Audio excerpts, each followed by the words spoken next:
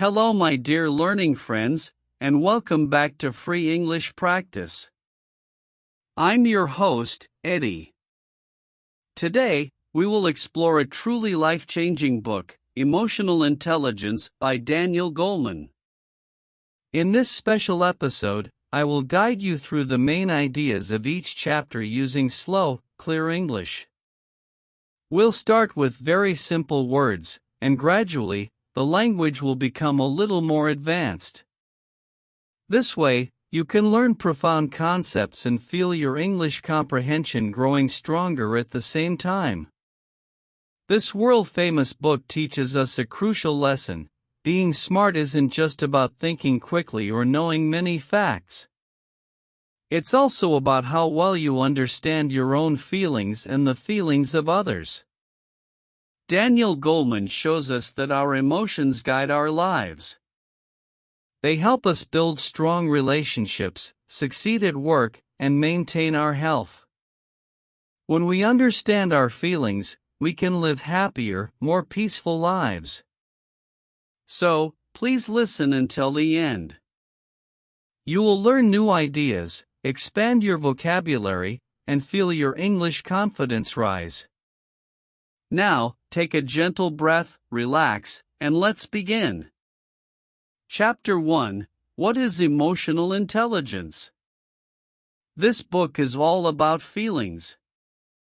Daniel Goleman explains that being smart isn't only about knowledge, it's also about understanding emotions, your own and other people's. Some people excel at math or science.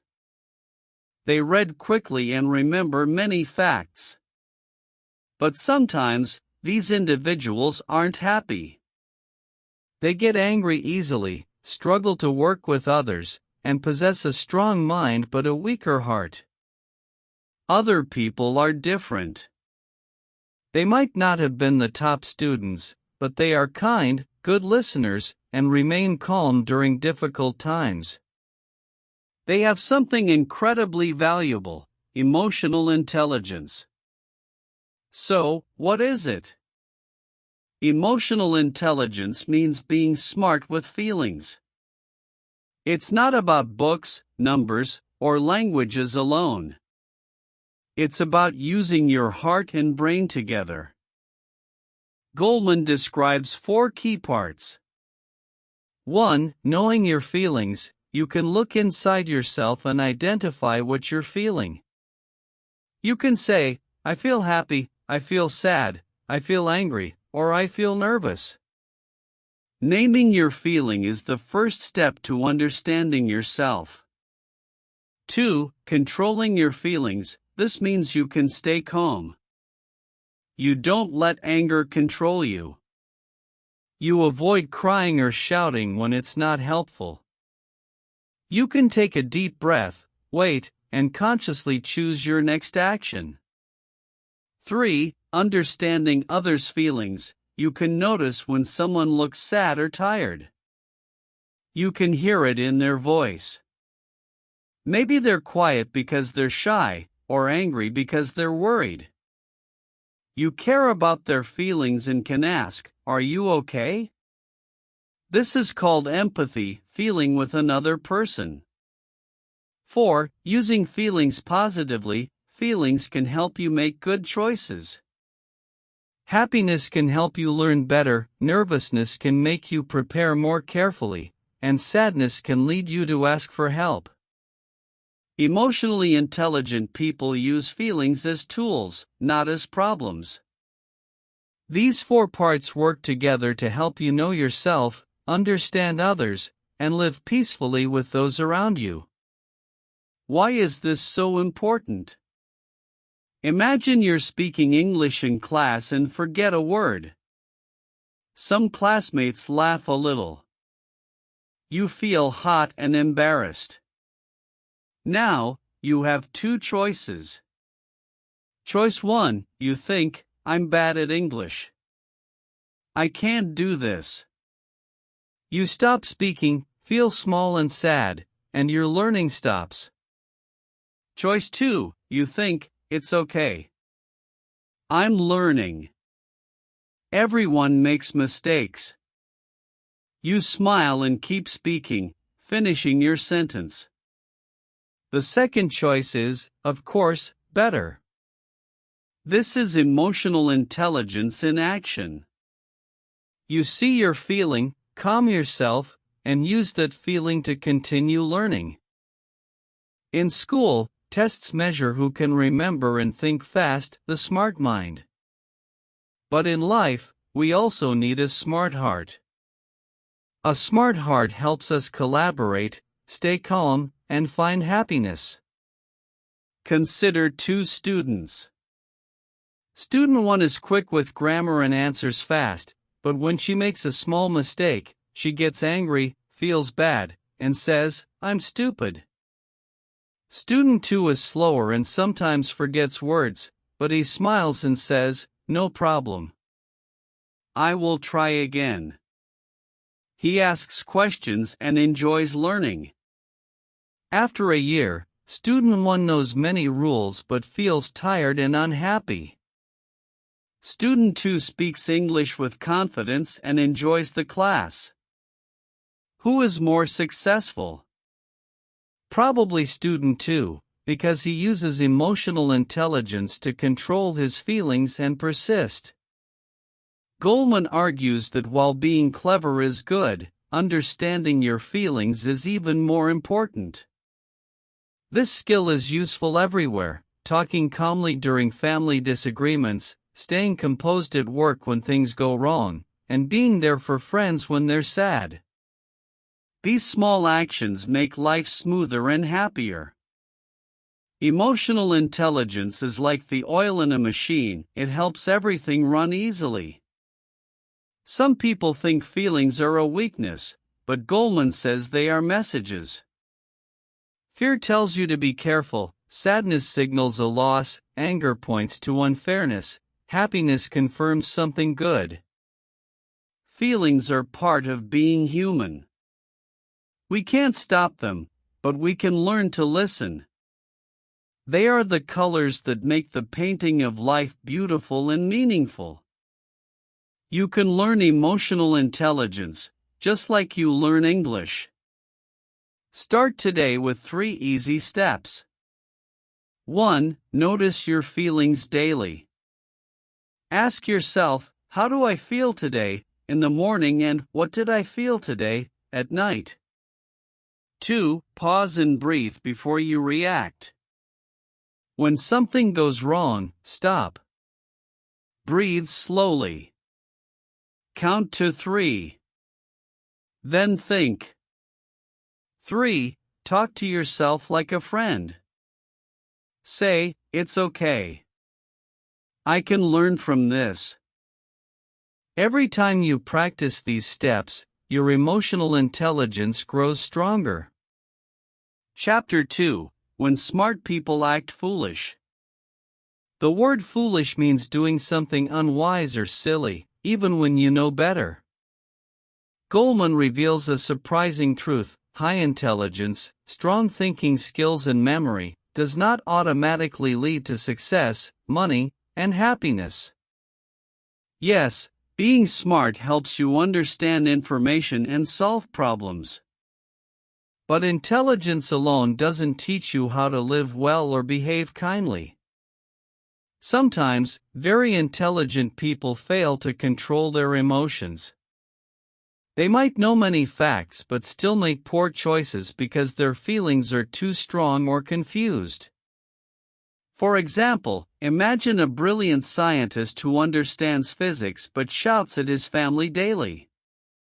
He understands the universe but not emotions. That is a form of foolishness. Some people pass difficult exams but fail to build strong relationships. They become easily angry or jealous, and their pride makes teamwork and friendship difficult. Goleman reminds us that life is full of emotions: disappointment, anger, fear, joy. If you can't manage them, your intelligence becomes trapped and can't help you. A key lesson is that people who manage emotions can also handle failure, not succeeding. Everyone fails sometimes. It's normal. But your reaction to failure is what matters. Some people feel ashamed and give up, thinking, I'm useless.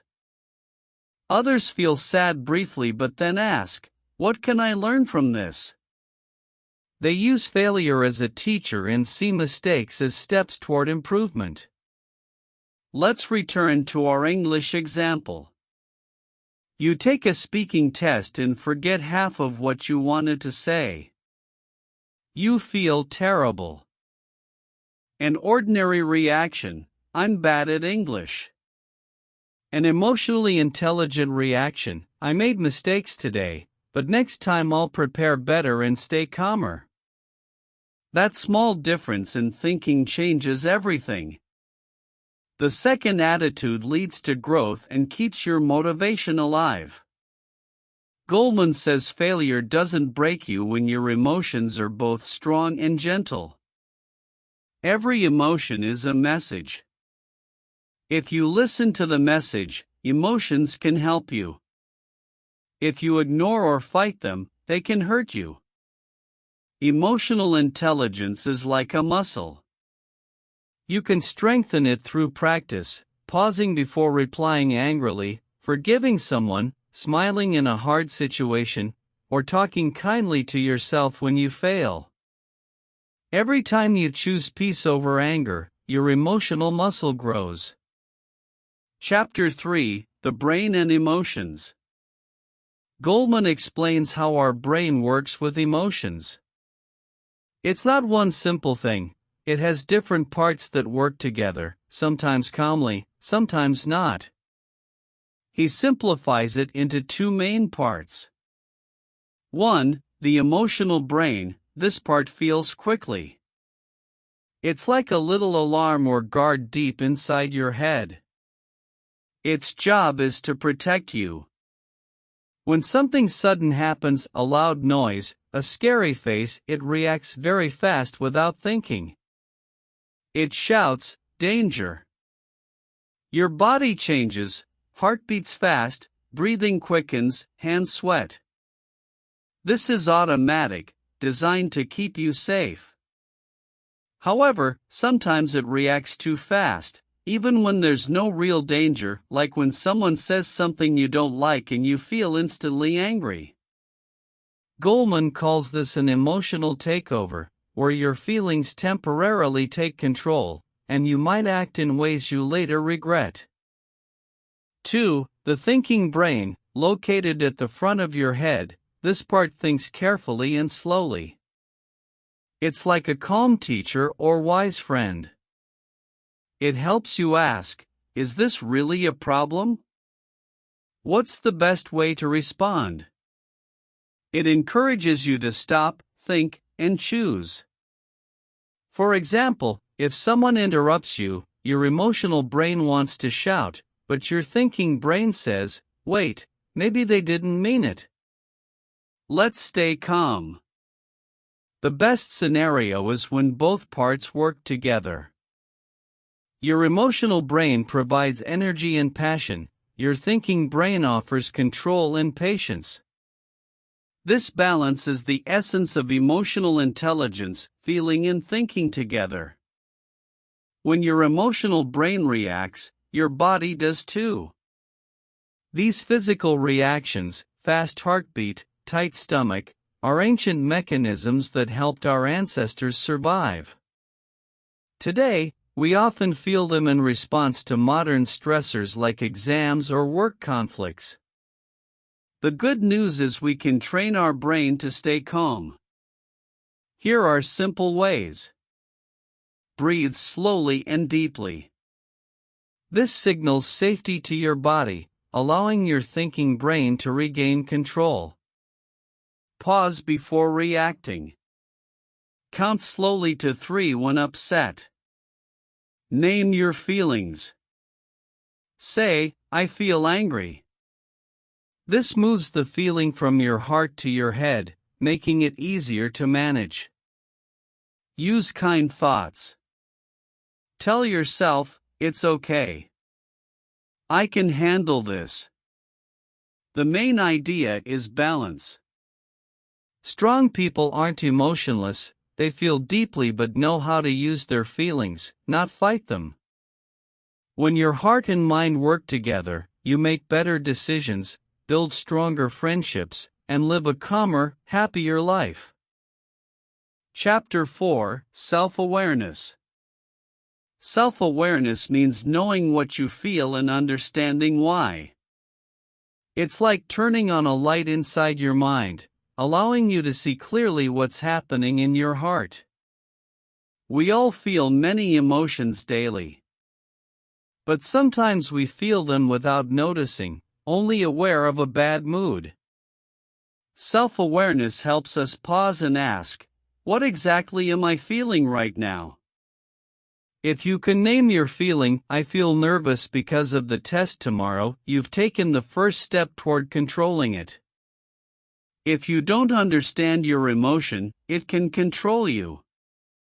You might shout or cry without knowing why, leaving you wondering, why did I do that? Self-awareness wakes up the driver of your mind. You take back the steering wheel.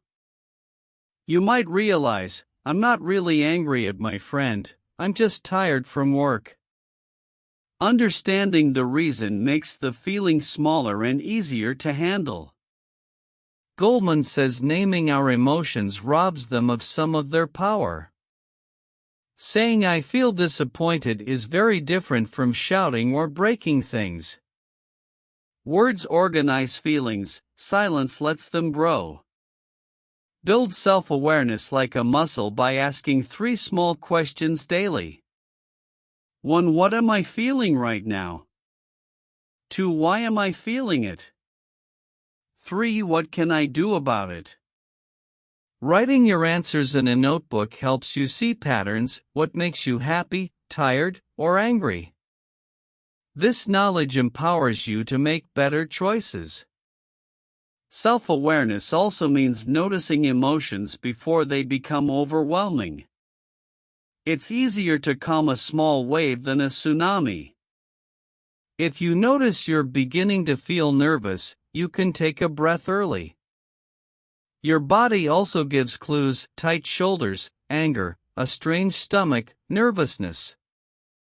Listen to these signals. Pay attention to your inner voice. Is it kind or unkind? If you fail a test, does it say, I'm stupid or I will try again? Self-awareness helps you hear this voice and change it if it's negative. Ask, would I say this to my best friend? If not, don't say it to yourself. Goleman calls self-awareness the foundation of emotional intelligence, the base everything else is built on. Without it, you can't control your feelings, understand others, or use emotions wisely. Examples. Your boss gives you extra work. You feel angry. With self-awareness, you realize you're actually just tired and hungry.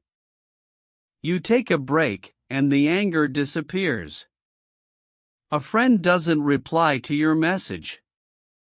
You feel hurt. You notice the thought, they don't care, and counter it with, maybe they're busy. The hurt lessens. Family criticism makes you sad. You realize you were already stressed, and the comment added pressure. Knowing this, you can explain calmly or relax. Self-awareness gives you choice. Instead of being a passenger pushed by every emotion, you become the driver. You can take care of your feelings, rest when tired, talk when sad, breathe when nervous. Your emotions become friends, not enemies. As Goleman says, when you know yourself, you can guide yourself. Chapter 5: Self-Control. Self-control means managing your emotions, not letting them control you. It's like holding the steering wheel of a car. Your emotions are the powerful vehicle.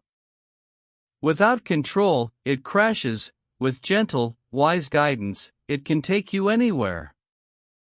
We all feel anger, fear, or upset. This is normal. But people with strong emotional intelligence learn to pause before they react. This pause is the key. It creates a space between the feeling and the action, allowing your thinking brain to step in and choose a wiser response. Chapter 6: Motivation. Motivation is the energy to keep going when things are hard, the inner fire that says, "Don't stop." Goleman explains that emotionally intelligent people aren't controlled by their moods. They can generate motivation even when they don't feel like it by connecting to their why. Why are you learning English? To travel, get a new job, or connect with people. Remembering your purpose renews your strength. Motivation also grows from small successes. Celebrate finishing a chapter, understanding a new word, or watching a short video without subtitles. Say, "Good job," to yourself. This positive feeling fuels your next step. Emotions and motivation are linked. When we feel hopeful and curious, we learn faster. When we feel bored or hopeless, we learn slower. Nurture your motivation like a plant, give it light, your why, and water, small wins, and it will grow. Motivation isn't a secret gift, it's built daily with patience, purpose, and self-kindness. Chapter 7: Empathy and Social Skills.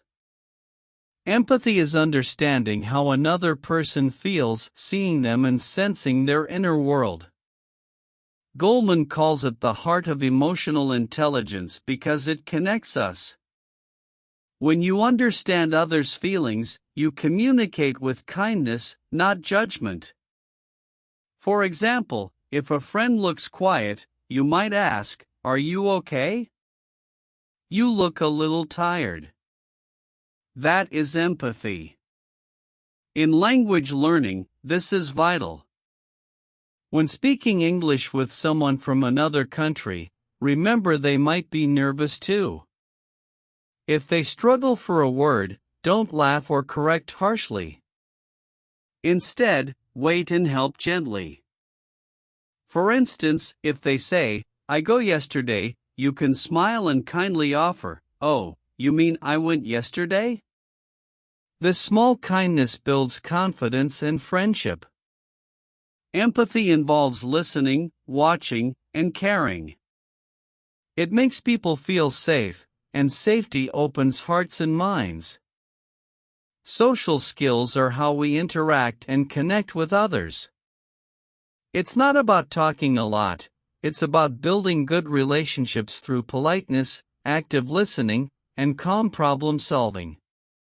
Imagine two students in an English class doing a speaking task.